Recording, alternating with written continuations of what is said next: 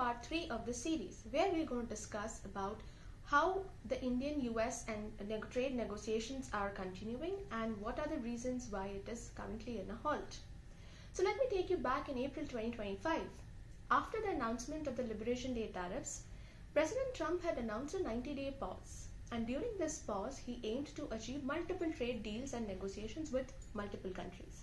India was one of them. Over the last few months, Indian and the American teams have met in multiple occasions and been through multiple rounds of negotiations. Then what has been the stumbling blocks? US in May 2025 has imposed a 25% tariff on Apple if it produces and sells Indian-made iPhones in the US. Now, how did India react to this? India, meanwhile, also countered the mandate of the rules of origin proposed by Washington, where it said that at least 60% of the total product value has to be added locally in order to qualify the product as made in India. However, India was lobbying to bring it down to 35%. During the simultaneous period, India had also suggested imposing retaliatory tariffs on about 29 US products like apples, almonds, boric acids, iron and steel items, and under the WTO framework to counter the duties imposed by the US on steel and aluminium. In June 2025, President Trump again doubled the tariffs on steel and aluminium from 25% to a whopping 50%.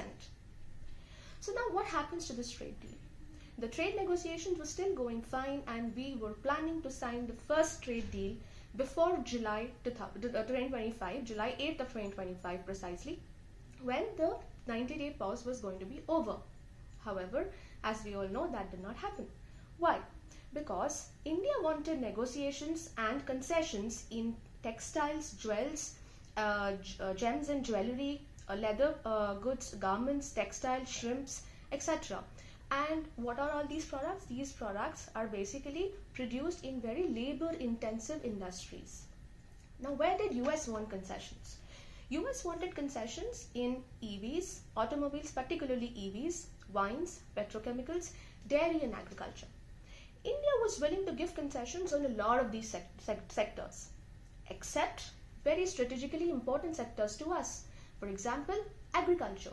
Agriculture is very important because it employs 47% of our population, and President Donald Trump was not willing to negotiate, whereas our Prime Minister, Mr. Shri Narendra Modi, was very strict that he is going to protect the interests of MSMEs, entrepreneurs, and obviously our farmers.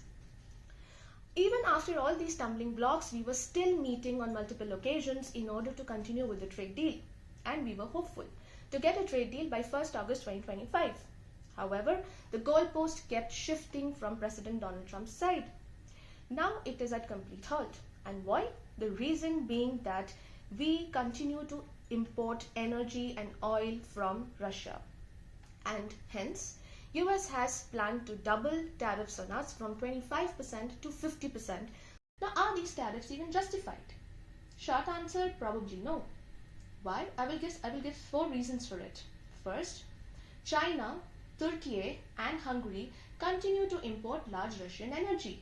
EU has banned oil imports by the sea routes. However, some of the countries continue to import energy and oil from Russia through the pipelines.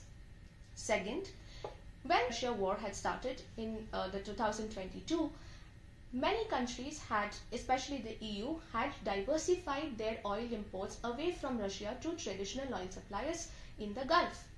This would have led to a scarcity in the global oil energy markets, and which would have spiked prices. In fact, before the Ukraine-Russia war, India actually imported very little from Russia in terms of oil and energy. At this point, US actually encouraged and rather supported this move of importing oil from Russia by India, and in order to stabilize the global prices. So now, why the sudden shift? Third, the total trade of Russia and EU in 23-24 approximately totaled to around 67.5 billion euros. If you add services to it, it further increases by another 17.2 billion euros.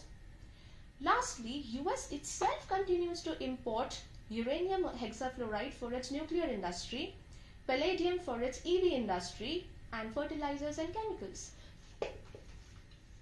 India has also called out the Washington move to be labelled as unfair, unjustified, and unreasonable. And it has said that it will continue to import energy from Russia to ensure the energy stability of 1.4 billion Indians. All these have firstly led to an erosion of trust between the India-US trade stability.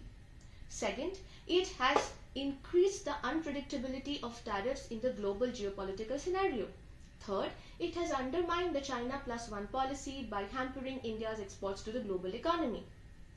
In this light, all these has brought India to think carefully and take active measures to maintain the economic growth. First, it has to preserve its regulatory sovereignty in critical sectors like energy. Second, the reform has to be towards cutting costs and becoming more competitive. India also has to leverage the production of generics and pharmaceuticals, chips, smartphones, etc. Lastly, it has to diversify its trading partners and focus more on the Look East policy and sign new trade deals. In the next part, we will discuss the India-UK trade deal and how it has impacted India, and can India actually diversify from the US to other economies. Stay tuned for part 4.